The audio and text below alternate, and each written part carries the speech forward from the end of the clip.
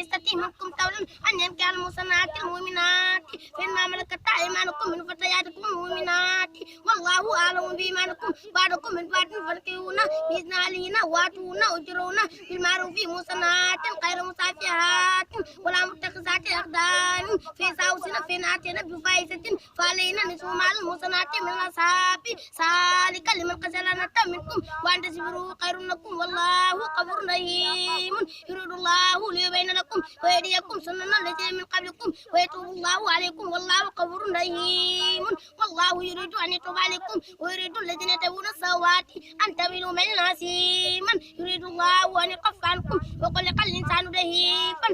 منكم ولا تقتلوا أنفسكم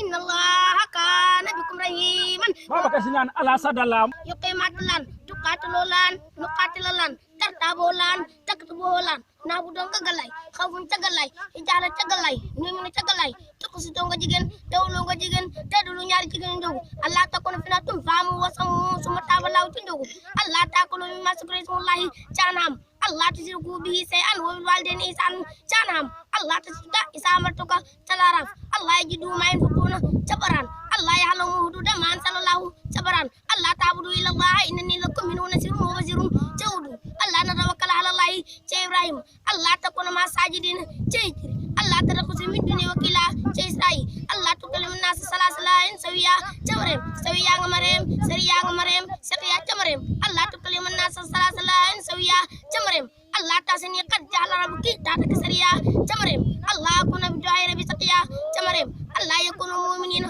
tusorai Allah yajidu lillahi allazi yukhrijul khaba'a fis samawati wal ardi janan Allah ta'ala alayhi wa atuni muslimina janan Allah tadaqaw fil mizan jaraman Allah tunfiqu fi sabilillahi wallahi miras samawati jadi salimuna bantara topulay salimuna bantara topulay salimuna sumafona salimuna waisaqna salimuna walillahi salimuna fakulu salimuna khalisu salimuna umatitum salimuna fanjinaw sumafona ngalan waisaqna ngalan walillahi ngagalay fakulu nganali khalisu mu'min umatitum qasas fanjina wan kabul woni fal salika duwan musulman fazawwa nusli naran wa kana salika alallahi siyan in tataniwu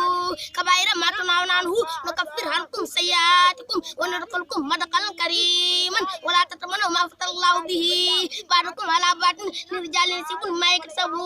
wal nisa'i sibun ma yaksabna was'alullaha min fadlihi